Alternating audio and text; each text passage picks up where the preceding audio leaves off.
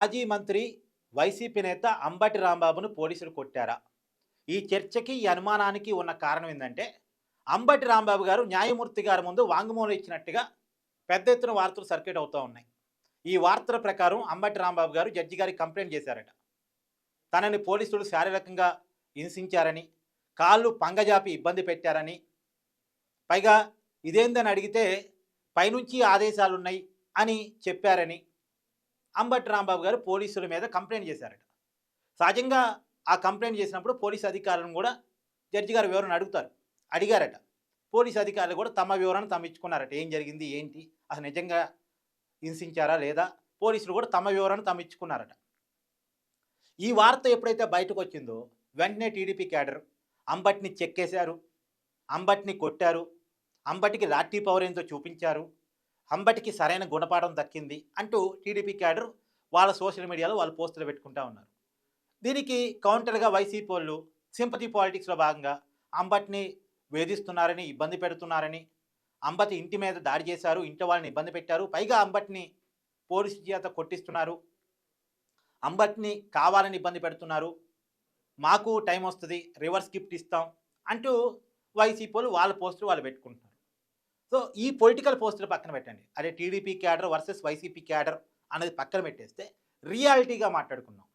రియాలిటీగా మాట్లాడుకున్నప్పుడు అంబటి రాంబాబు గారే తనను కొట్టినట్టుగా చెప్పుకోవటం లేదు. ఏదో కొద్దిగా ఇబ్బంది పెట్టారు, శారీరకంగా ఇబ్బంది పెట్టారు, హింసించారని చెప్పుకుంటున్నాడు తప్ప, కొట్టారు అనేటువంటి మాటని అంబటి రాంబాబు గారు ఎక్కడా కూడా వాంగ్మూలంలో చెప్పలేదు. పైగా దెబ్బలు చూపించలేదు. దెబ్బలు చూపించకుండా కొట్టారు అని మనం నమ్మటానికి లేదు. అనుకోవటానికి లేదు. పైగా గతంలో ప్రచారానికి వస్తే అసలు వల్లభనేని వంశీని కూడా కొట్టారని ప్రచారం జరిగింది. కానీ వల్లభనేని వంశీ ఎక్కడా కూడా తనను కొట్టారని, తనని హింసించారని కోర్టు ముందు చెప్పుకున్నది లేదు. మహా అంటే ఇబ్బంది పెట్టారని చెప్పుకున్నాడు తప్ప, కొట్టారని, హింసించారని ఎక్కడా వల్లభనేని వంశీ కోర్టు ముందు చెప్పుకోలేదు. వాళ్ళు చెప్పుకోకుండా మనకు మనం అనుకోవటానికి ఎట్టా? ప్రచారానికి వచ్చినప్పుడు ఇంకా చెప్పాలంటే బోరుగడ్డ అనిల్ కుమార్ మాత్రం మీడియా ముందు చెప్పాడు. నన్ను కొట్టారు, మహిళా కానిస్టేబుల్ చేత కొట్టించారు, దారుణంగా కొట్టిస్తున్నప్పుడు ఆ హింసని భరించలేక చనిపోదామని కూడా అనుకున్నాను అని ఒక మీడియా ఇంటర్వ్యూలో చెప్పాడు. కానీ కోర్టు ముందు చెప్పలే. అంతిమంగా కోర్టు ముందు చెప్పటం, ఆధారాలు చూపించడం మాత్రమే ఫైనల్. అలా చెప్పినప్పుడే దానికి వ్యాలిడిటీ వస్తుంది. కనీసం నన్ను ఇబ్బంది పెడుతున్నారని చెప్పిన వ్యక్తి ఎవరైనా ఉన్నారంటే అంబటి రాంబాబే. మిగతా వాళ్ళు ఎవరూ చెప్పలే. ఆ మాటకొస్తే అసలు పోసాని కిష్టమల్లి విషయంలో కూడా ప్రచారం జరిగింది. పోసాని కిష్టమల్లిని కొట్టారని. అంటే ఈ ప్రచారానికి కారణం ఏంటంటే జైలుకి పోయేటప్పుడు వాళ్ళ ప్రవర్తన, జైలు నుంచి వచ్చేటప్పుడు వాళ్ళ ప్రవర్తన. ఇప్పుడు వల్లభనేని వంశీని చూడండి. జైలుకి పోయేటప్పుడు జగన్మోహన్ రెడ్డి గారి భాషలో చెప్పాలంటే హీరోలాగా పోయాడు. జైలు నుంచి వచ్చేటప్పుడు ఒక జీరోలాగా బయటకొచ్చాడు.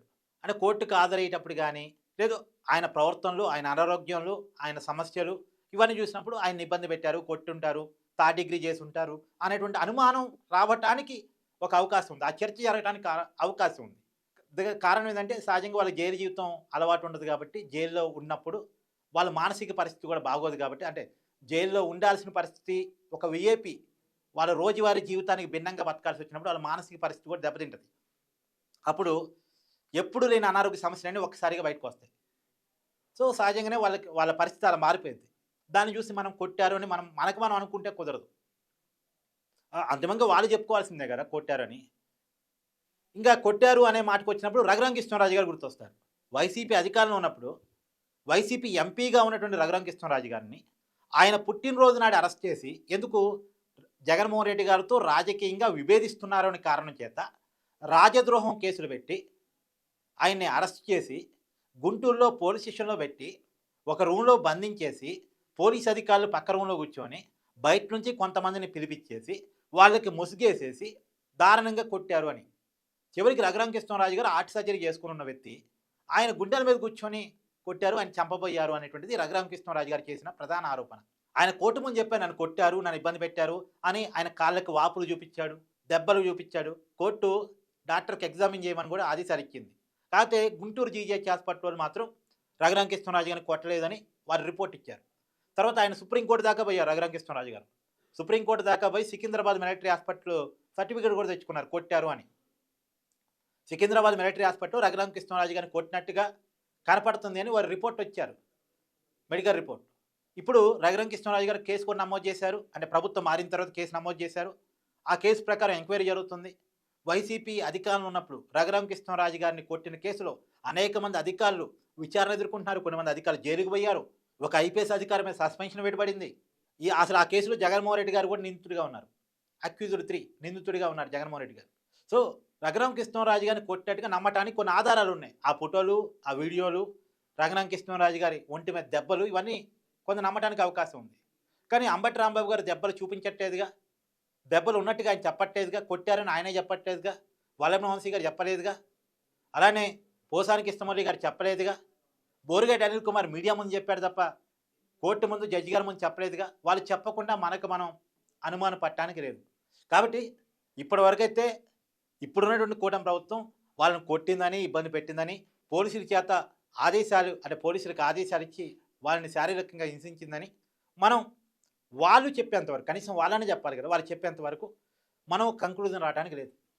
మీరేమనుకుంటున్నారు? అంబటిని కొట్టారని మీరు అనుకుంటున్నారా? కామెంట్ రూపంలో తెలియజేసే ప్రయత్నం చేయండి. Thank you.